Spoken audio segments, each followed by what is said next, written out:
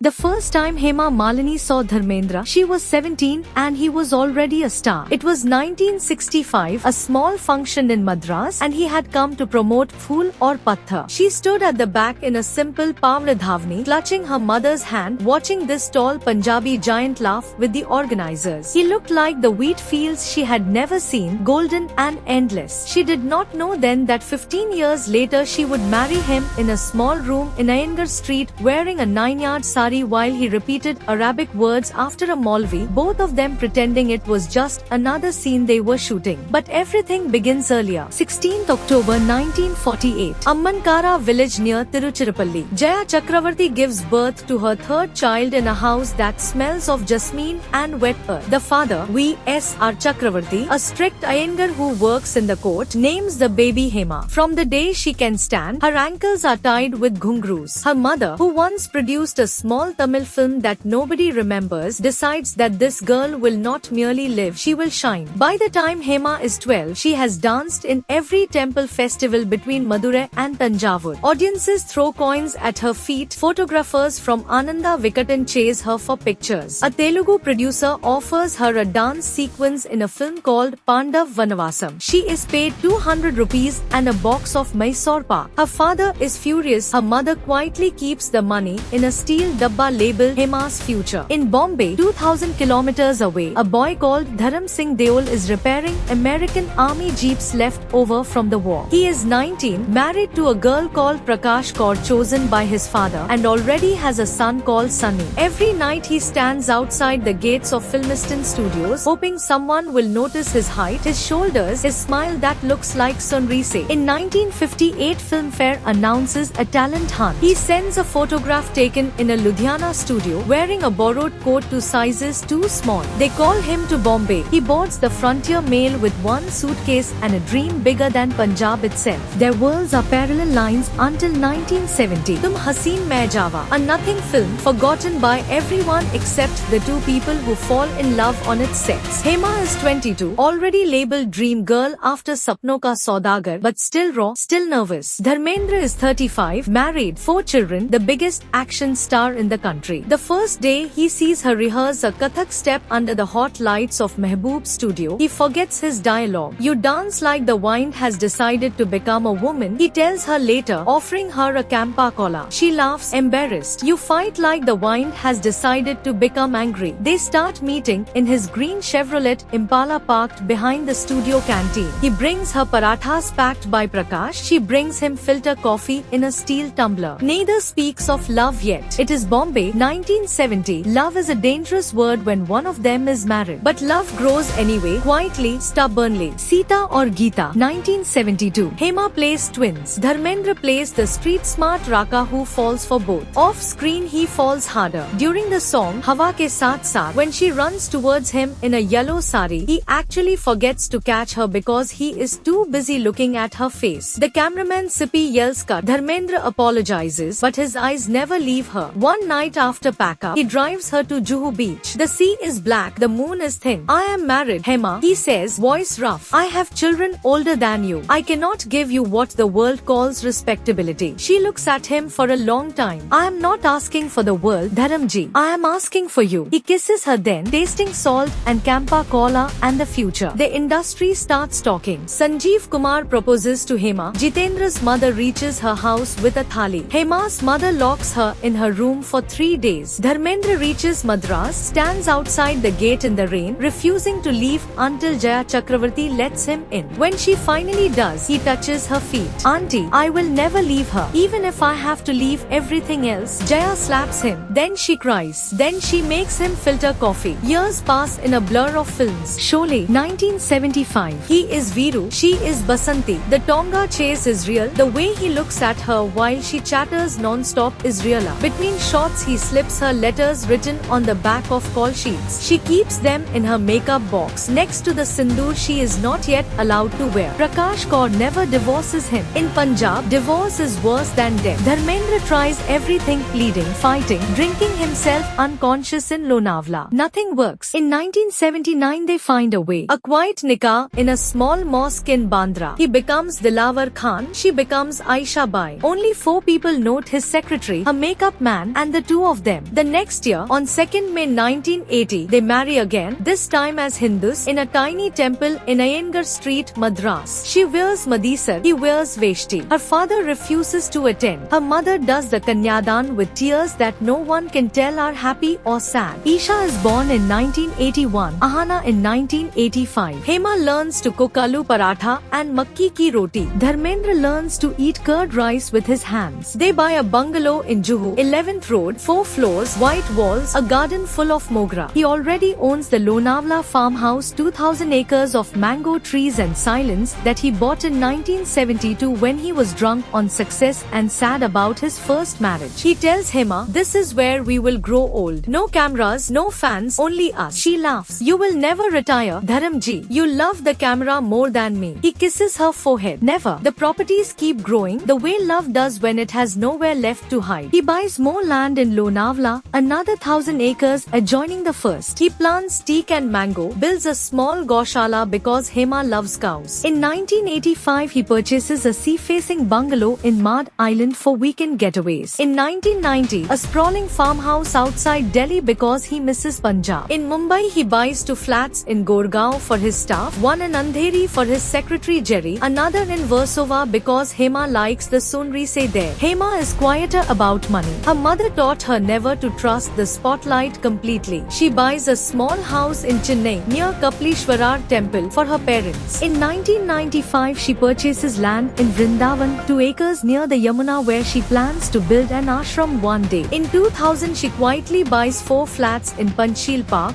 Delhi because her political friends tell her real estate is safer than films. In 2010, she invests in a dance academy in Andheri, brick by brick, the way her mother once invested in her. By 2014, when she becomes MP from Mathura, her election affidavit lists assets worth 101 crore 39 kilograms gold, a Mercedes, 2 Audis, 11 properties across Mumbai, Delhi, Chennai, Vrindavan. Dharmendra's affidavit in 2004, when he was MP from Bikaner, showed 17 crore then. By 2025, his family quietly admits the real figure is closer to 450 crore. Land in Punjab, Lonavla farms now valued at 200 crore, the Heman gym chain, the Garam Dharam restaurants, the liquor business he never talks about. They never merged the money. They never needed to. What was his was hers the day he first called her dream girl and meant it with his soul. The children grow up between 2 mothers and 1 father who somehow loves enough for 3 people. Sunny and Bobby call Hema auntie in public, Ma, when no one is listening. Isha and Ahana call Prakash Badi Mummy out of respect and visit her every Diwali with sweets. The arrangement is delicate, painful, uniquely Indian. It works because no one speaks of it on camera. Years roll like film reels. 2004, Hema joins BJP. Dharmendra campaigns for her in Mathura, standing on a jeep in 45-degree heat, shouting, "Ye meri sherni hai." The crowd roars. That night in the circuit house, she massages his swollen feet and cries silently because he is 69 and still trying to protect her. 2019, she wins again. He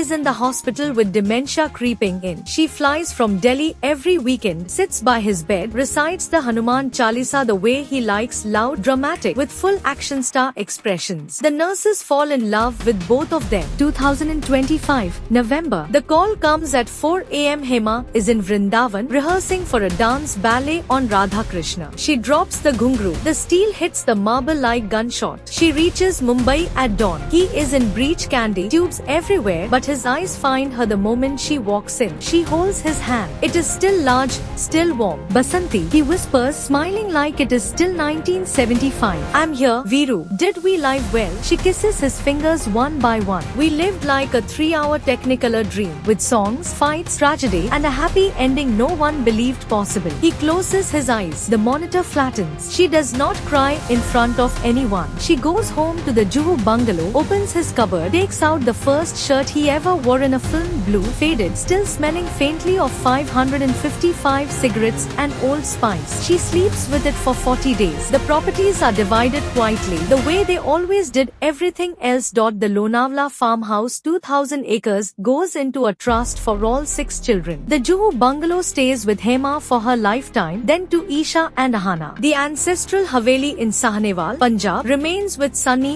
and Bobby. The Mad Island house is sold. The money funds a dance school in Dharmendra's name. The Vrindavan ashram is finally built, white marble, lotus ponds, a stage where young girls learn Bharatanatyam under Hema's watchful eye every morning at 5. On 16th October 2026, Hema turns 78. She wakes up in Vrindavan, ties ghungroos that feel heavier now, and dances to Hawa Ke Saath Saath alone on the marble floor. The bells echo like they did 65 years ago in a small village near Trichy. When she finishes, she looks up at the sky, clear, endless, Punjab gold. Thank you for the dance, Dharam ji, she whispers. Somewhere, a tall man in a blue shirt smiles, leans against a mango tree, and claps the way only he ever could, loud, proud, forever in love. The dream never ends. It only changes address.